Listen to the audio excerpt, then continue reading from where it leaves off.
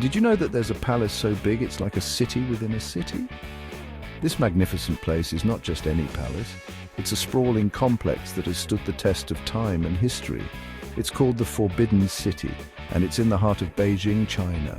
This iconic landmark is a symbol of China's rich cultural heritage and architectural prowess. For over 500 years it was home to emperors, their families, and thousands of servants.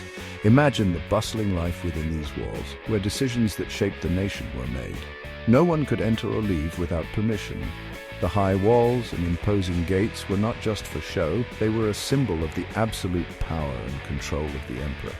That's how it got its name, the Forbidden City. It was a place of mystery and intrigue, closed off to the outside world. The Forbidden City is a complex of 980 buildings with nearly 10,000 rooms. Each building has its own unique design and purpose, reflecting the grandeur of the Ming and Qing dynasties. It covers an area of 178 acres, making it the largest palace complex in the world. The sheer scale of this place is awe-inspiring, a testament to the ambition and vision of its creators. Today, it's a UNESCO World Heritage Site and one of China's most popular tourist attractions. Visitors from all over the world come to marvel at its beauty and to get a glimpse into the opulent life of ancient Chinese royalty. The Forbidden City was built between 1406 and 1420 during the Ming dynasty. The emperor at the time, Emperor Yongle, wanted a grand palace to reflect his power and authority. He moved the capital of China from Nanjing to Beijing and made the Forbidden City the center of his empire. For centuries, the Forbidden City was the heart of Chinese government. Emperors ruled from the Hall of Supreme Harmony, the largest wooden structure in China. They held court, issued decrees, and received foreign dignitaries. The Forbidden City was a symbol of China's power and influence.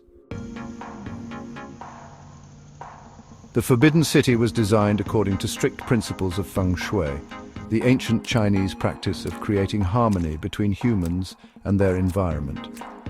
The palace is laid out on a north-south axis, with the most important buildings located along this central line. The Forbidden City is divided into two main parts, the outer court and the inner court. The outer court was used for ceremonial purposes, while the inner court was the emperor's private residence. The buildings are arranged in a symmetrical and hierarchical order, reflecting the Confucian values of order and hierarchy.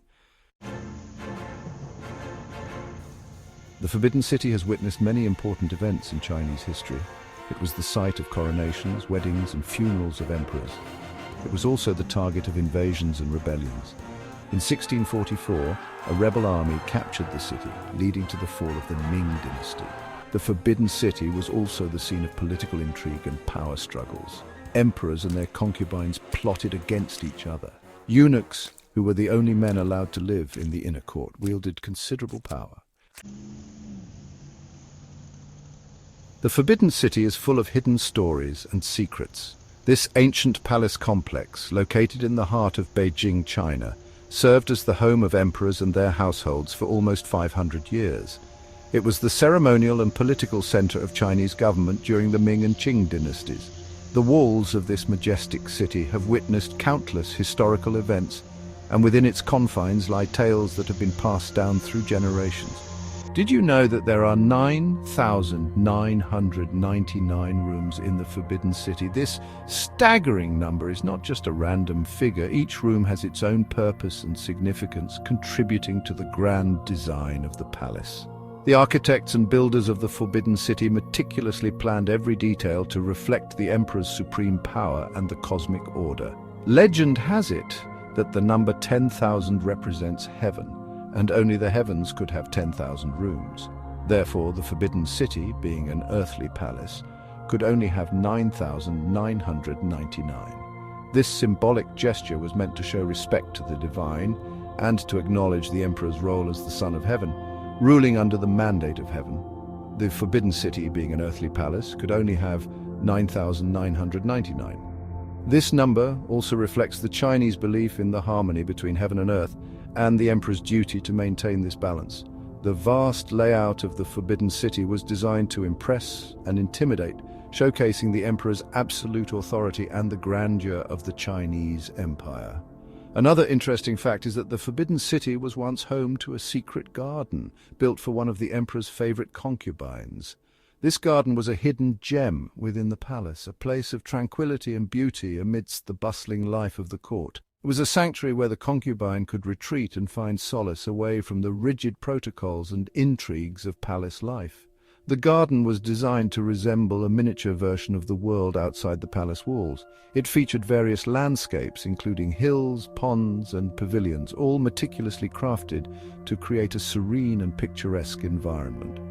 This garden was not just a place of leisure, but also a symbol of the emperor's affection and favor towards his beloved concubine. It was a place where the concubine could escape the confines of palace life. In this secluded haven, she could enjoy moments of peace and reflection, surrounded by the beauty of nature. The secret garden of the Forbidden City remains a testament to the hidden stories and secrets that lie within this magnificent palace, offering a glimpse into the private lives of those who once called it home. Section 6. The Forbidden City on film. The Forbidden City has been featured in many films, both Chinese and international. Its majestic architecture and historical significance make it a perfect backdrop for storytelling. The sprawling courtyards, intricate designs, and grand halls have captivated filmmakers and audiences alike. One of the most famous films to feature the Forbidden City is Bernardo Bertolucci's 1987 film, The Last Emperor.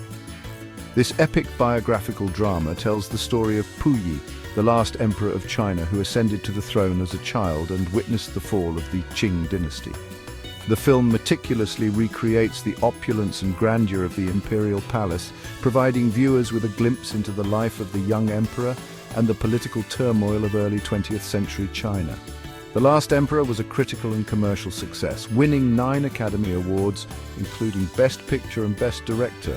It was the first Western film to be granted permission to shoot inside the Forbidden City, a testament to its cultural significance and the trust placed in Bertolucci's vision. The film's production involved extensive collaboration with Chinese authorities and historians to ensure historical accuracy and respect for the site. The result is a visually stunning and emotionally powerful portrayal of a pivotal moment in Chinese history. Another notable film that draws inspiration from the Forbidden City is Zheng Yimou's Raise the Red Lantern from 1991. Set in a wealthy household in the 1920s, the film explores themes of power, jealousy, and tradition. Although the story is not set in the Forbidden City itself, the film uses the palace's architecture and atmosphere to evoke the claustrophobia and intrigue of life in a traditional Chinese household. The film's visual style and meticulous attention to detail create a haunting and immersive experience. The Forbidden City's influence on film extends beyond these two examples. Its iconic status and unique aesthetic have inspired countless filmmakers to incorporate its elements into their work, whether through direct representation or symbolic reference. As a symbol of China's rich cultural heritage, the Forbidden City continues to captivate and inspire, serving as a bridge between the past and the present, and a testament to the enduring power of storytelling through film. Section 7. A cultural treasure house. Today, the Forbidden City is a museum that houses one of the largest and most important collections of Chinese art and artifacts in the world. It contains over 1.8 million pieces, including paintings, calligraphy, ceramics, jade, and bronze. The Forbidden City is also home to a library that contains over 1 million books and manuscripts. These include imperial archives, literary works, and historical records. The library's collection is an invaluable resource for scholars studying Chinese history and culture. Section 8. The Forbidden City today. Today, the Forbidden City is a UNESCO World Heritage Site and one of China's most popular tourist attractions.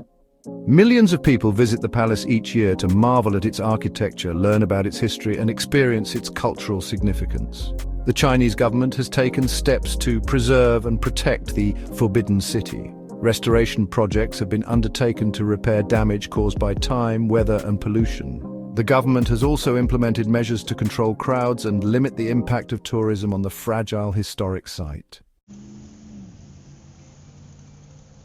Section 9. A timeless legacy. The Forbidden City is more than just a palace. It is a symbol of Chinese civilization. Its architecture, art, and history offer a glimpse into the grandeur and complexity of China's imperial past. It is a reminder of the country's rich cultural heritage and its enduring legacy.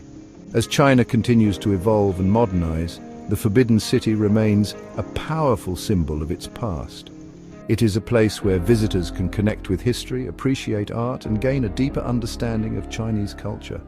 The Forbidden City is a timeless legacy that will continue to inspire and awe generations to come.